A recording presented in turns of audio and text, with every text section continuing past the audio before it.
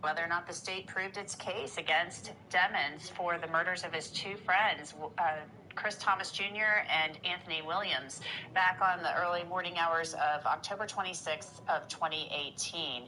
If convicted of those first-degree murder counts, YNW Melly faces the possibility of the death penalty under a lower threshold that was signed into law by Governor Ron DeSantis earlier this year. So he really is one of the first people, if not the first, to face the possibility of the death penalty under this new 8-4 threshold. It used to be a unanimous vote necessary to impose the death penalty.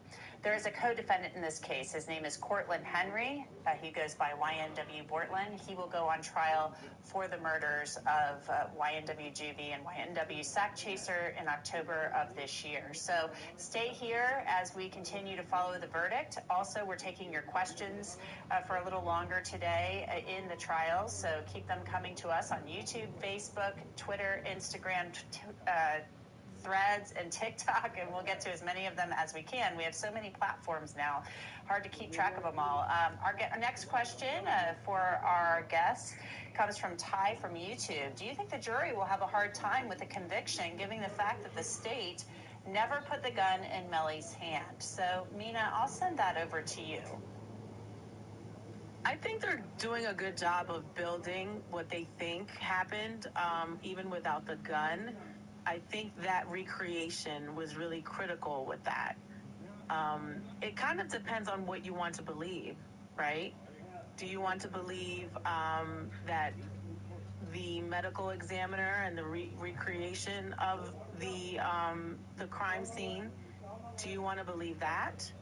Do you want to believe some of the people that are witnesses, particularly Adrian Davis, who says that Melly wasn't even in the car? I think it just really comes down to what you remember.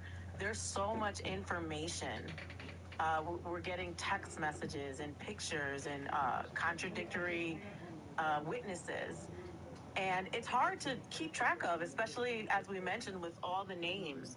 So I think this really comes down to what do you remember and what makes sense to you?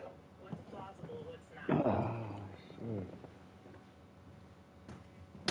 Makes sense. I think it's a perfect answer, Nina. Let's get to our next question. Get Black with me from YouTube. Do you think since there was no weapon found, the jury might pick a manslaughter charge, Terry? Hold up 1 second, John. Well, I think there hasn't been a theory put forward for that manslaughter charge. We know that the prosecution asked for the charge. It's a lesser included charge for the murder charge, for that first-degree premeditated murder. And I think it was done to sort of have an alternate theory for that jury to consider. But even during the closing argument by Bradley, she basically said there's nothing here to show or to support the manslaughter charge. Take my ass to work. I don't think the jury is going to get to that issue. I think it's either going to be that first degree murder or I don't think What you doing? theory for that manslaughter. Remember, you don't have to intend to kill someone for manslaughter. You have to have an intentional act that ends up in causing the death of the victim. But that intentional act, the claim that the gun and they shouldn't have been pointing it, none of that has been established in the trial. So I don't think they're going to get to that. And I think the absence of a gun in general isn't going to really affect that manslaughter charge at all. And Anjanette, I just got a message that there is another jury question that just came out. They haven't announced it yet, but I just thought I'd let you and the viewers know that. Oh, thank you for that update, Terry. You're so on top of it down there. I'll be interested to see what that question is. Do you have any feeling or do you see any movement around there letting us know potentially whether or not this question will be read soon? I assume all of the lawyers are just kind of hanging out around there waiting for either a question or a verdict or what have you. Well, that's right. I mean, initially the judge said 45 minutes, then he changed it to 30 minutes to come back. And I saw the defense team say, look, what's the time frame? Because you said 30, but you were ready before that. So they are hanging by the courtroom very closely, and they are down there now. I don't think they've read it off. I will also say, Anjanette, as we were leaving, there was another jury question that we haven't even talked about besides the testimony readback, and the jury wanted to know the exchange rate for meters to feet, and the attorneys all agreed, and the judge agreed that they should just let their recollection of what that testimony was just serve as the answer to that question. The answer hasn't been given back to them, but they will be told, whatever you remember, that's what we should go with here. They're not reading anything back for that. So this next question could relate to that, or it could be something totally new, but we should see that shortly. Wow. This takes me back to running track in high school. 1,600 meters was a mile, 4 laps around the track. 400 meters was a quarter mile.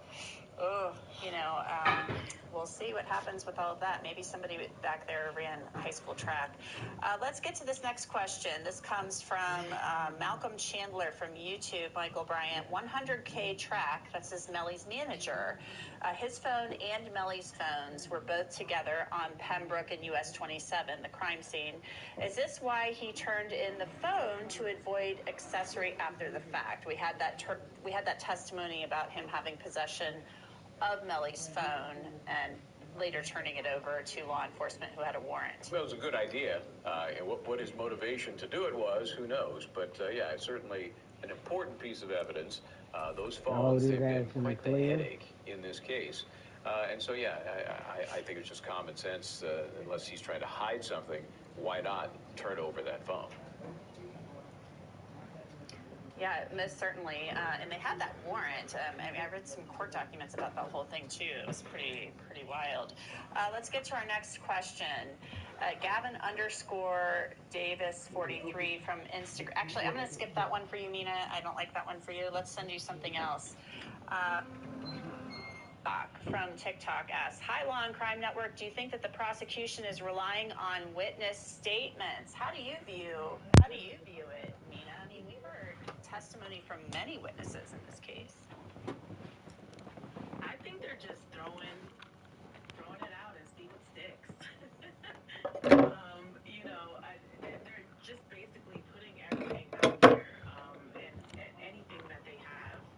So I don't think they're relying too much on witness statements. I think they have a plethora of evidence, and it's all different. You have medical examiners, you have people talking about cell phone data, you have the recreation of the actual car, and then you have an eyewitness, and then you have the lead detective. So I think they have a variety of different things that they presented in order to try to, secure their guilty verdict.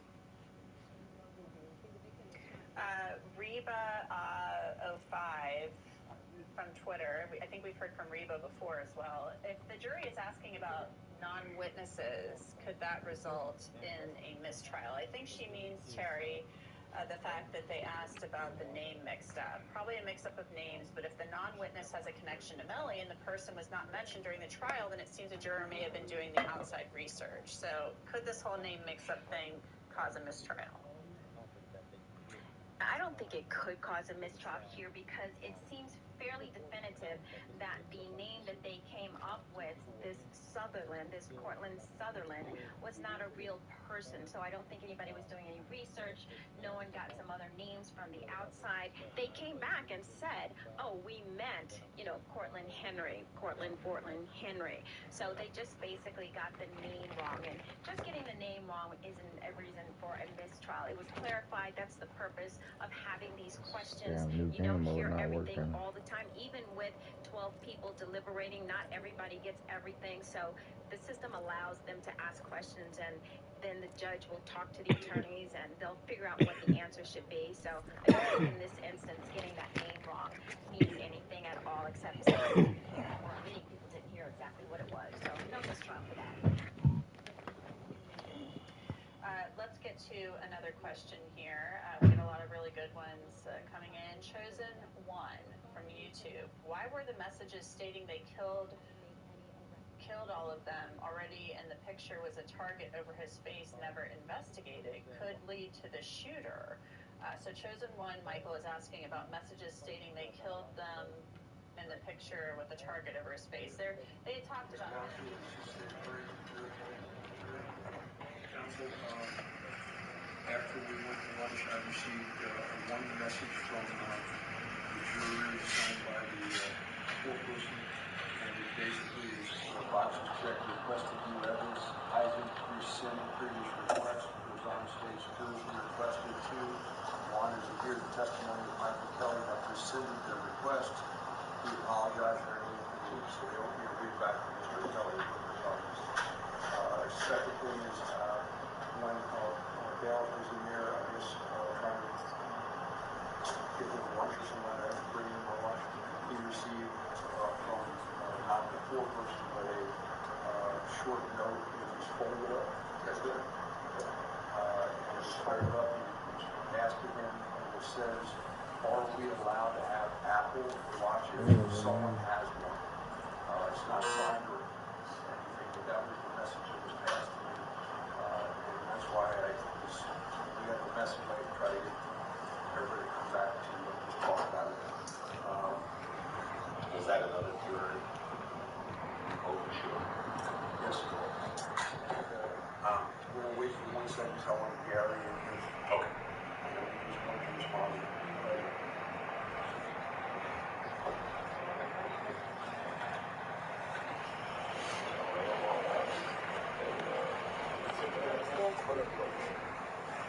The mic over here. Okay, look.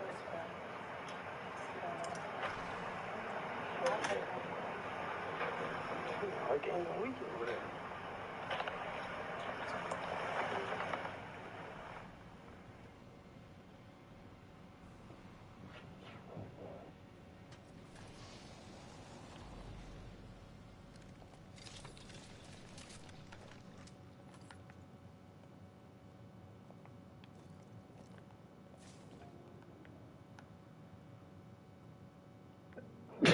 Shit.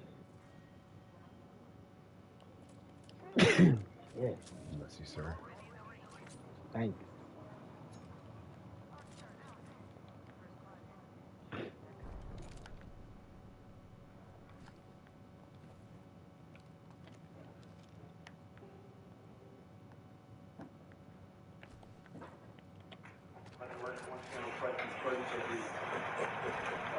Defendant, his counsel, the assistant state attorneys. So what I was sharing with you regarding the message that Gary advised me was that yesterday when we started, sent the jury to deliberations, Gary asked for all their electronic devices or phones, including smartwatches and Apple Watches. And in fact, one of the jurors has an Apple Watch and presented it to Gary, which he has it secured with all the other electronic devices. Is that correct, Gary? Yes, sir. And secondly, he's also indicated that when he viewed various jurors, he was unable or did not observe anybody wearing a smartwatch. Is that correct? That's correct. So I don't know how you want to handle this. And, I guess that's one of the things you can talk over for a second amongst yourselves. And I also have a message here from the jury, another message. And it says, what if we can't come to a decision, question mark, everyone is stuck on which side they've chosen? Signed by the foreperson. So, I think we're prepared to the extent that the court is, and we're prepared to offer our responses. That's fine. If you're ready, Madam, you ready? That's right. All right, go ahead. I know the court's not going to want to hear this, but with respect to the first of the notes, Excuse me, when we talk about the notes, we're talking about the one. okay, the first would be the Apple Watch. Okay. The individual juror. Individual juror, Apple. As far as that is concerned, my understanding of how Apple Watch works, at least how mine works, is that there has to be some proximity to a phone for it to provide access to the news. I don't know if I'm wrong. There are merchants that sell in, and selling markets really important.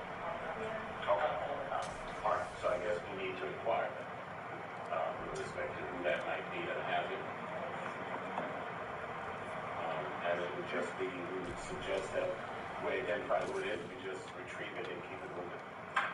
So I think on that, you can remember pass the note to your deputy, bring that particular juror out, and ask who has it, so we actually know. No, I wouldn't want to isolate them. I want to bring out the whole panel and have the court inquire as to whether or not anybody has any remaining electronic devices. So as far as the court's instructions in 3.13 indicate that if anyone becomes aware of a violation of these rules, which includes not having an electronic device to message them to the court, I think for record purposes, we need to identify the person who has the watch and needs to be removed from the room. We don't know whether there have been any other violations, perhaps someone looking up something online, unless we inquire further. Thank you. Well done. Well, two things, Your Honor. One, the person in passing up that note did abide by the court's instruction that Ms. Smith just referred to, but it doesn't say necessarily bring them out and single them out and expose them as a snitch. And I think we're jumping the gun by suggesting that if we find that somebody had an Apple Watch, they need to be removed from the room. The Apple Watch needs to be removed from the room. Is that what you're saying? Okay, well, we concur in that respect. So This is my fault. Hey, bro. Getting on my nerves. Jury as a group, just let them know I have a message. It says, are we allowed to have an Apple Watch if someone has one? I don't know if this, when they're talking about this. One of the jurors does have an Apple Watch, but it was taken away, or not taken away, but they presented to Gary, they asked for the other day before the jury went into deliberations. He goes in and just retrieves all the phones and electronic devices. So maybe that, and I'll ask again, I'll let somebody else to watch on them now, or I've got a smart watch, and just see what the response is. If they say nobody responds to it, no smartwatch, then we'll take the next step and we'll see where we go from there. But I'm going to ask the jury as a whole if anybody has a watch. Your Honor, with respect to that, the only suggestion that I would make would be for the court to inquire if anybody does have an Apple Watch. When they go back to the room, please give it to Gary, as opposed to them either castigate him in front of the public. I still need to know, though, if somebody has a watch and they give it to Gary, I need to know, make sure they haven't used it. He specifically, I instructed them they can't have it back. I don't know that I ever talked about smart watches or Apple Watches per se, but I know in the standard instruction, which I read from, I told them they can't have electronic devices, phones, cell phones, any electronic device have to be up here in the courtroom. Gary goes in, does it again. When they go in, he collects everything, so he has it stored. So let me just take it one step at a time. We'll see what they say, and then if we need to inquire further, we'll talk about it. Okay. All right?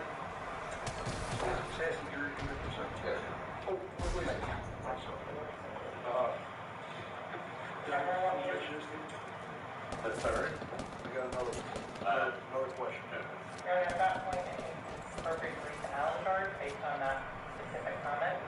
I can print copies for the court and counsel. Well, it says here, what if we can't come to a decision? It doesn't mean they're in impasse now. Everyone is stuck on which side they've chosen. So if they say they can't reach a decision, that's one thing. But this doesn't really say they can't reach a decision. It says, what if we can't reach a decision? I think they're saying they have not, and what if meaning what is the procedure that we follow now that we are in that place, as opposed to what if that eventually happens. So we interpret it a little bit differently, Your Honor. As to what we should do about it, I'd like to confer with co-counsel. As to the other, this is the part that I know the court's not going to like. We have made taken a position that the statements that were requested at the same time and should be read back at the same time. Now we've received a situation, now we've come to a situation where testimony that by a state witness was put on, and I know we're reading tea leaves, but because we're in that position, we need to account for every eventuality and possible scenario. I would hate for it to be that the jury that has now rescinded its request for the other testimony has done so because they have now been either browbeaten or convinced of a certain position because they lacked the ammo in terms of Kevin's testimony to retort. So I know that forcing the jury now to read a transcript which they have said they don't need might not be optimal. And so in order to preserve our objection, I would not propose that, but I would move forward on that basis. Thank you. Thank you, sir. So there's a motion for Ms. Brown to stay with her. I want to make sure I understand. Motion for this trial based on the jurors rescinding their request? That's the way I understand. Well, it's based on the fact that we did not provide them with statements at the same time, and now a request has been made to rescind, the request to see one of them has been rescinded. So it's not the fact that they are rescinded, it's the fact that the court denied our motion to read them at the same time, and now that has resulted in them rescinding the request for one. So that's it. Back to my question, stay with Mr. Respond. No, not manifest necessity. Thank you. Motion denied. All right, so what I'm going to do then is, and what do you want to do about the Allen charge? Does the state agree that my state is defending? We've asked them to print it out so we can look at the Allen charge, if they could, and then we need a few moments to discuss it with the court's permission. I'm sorry. I'll print it out, that's okay, so All fine, well and good. That's fine. So that will be reasonable. Thank you.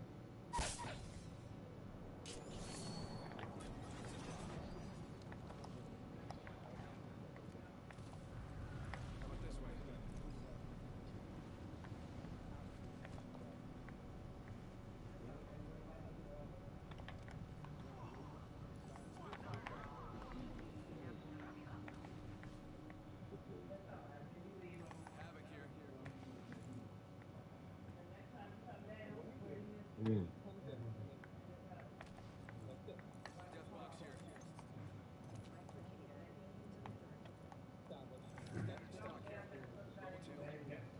would be a little concerned, and I don't think the prosecution made their case, so I'm actually not surprised.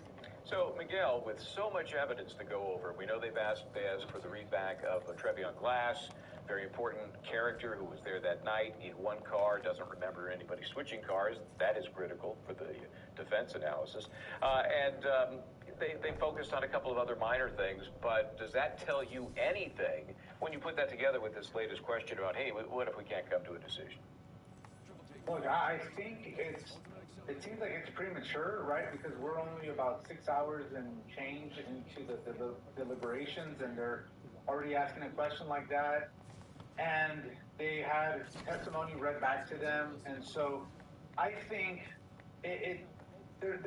they need to go back and deliberate more. I think this is premature, and I think there's something to be said about this being Friday and they're sequestered, right? They're not looking forward to not being at home, not having their own life on the weekends, and so they may be trying to see if they can wrap it up quickly, but I definitely think this is premature. Yeah, I'm confident they're doing their job, but, they're humans, and they've been at this now for a long time, and enough already. Again, if the initial impression within the group is that we're just not going to come to terms on this. Let's go into court here for the moment in which that particular question from a jury member was asked. Defendant, his counsel, the assistant state attorney. So what I was sharing with you regarding the message from Gary advised me was that yesterday when we started sent the jury to deliberations, Gary asked for all their electronic devices or phones, including smartwatches and Apple Watches. And in fact, one of the jurors has an Apple Watch and presented it to Gary, which he has secure control of electronic devices. Is that correct, Gary? Yes, sir. And secondly, he's also indicated that we're okay with that in total.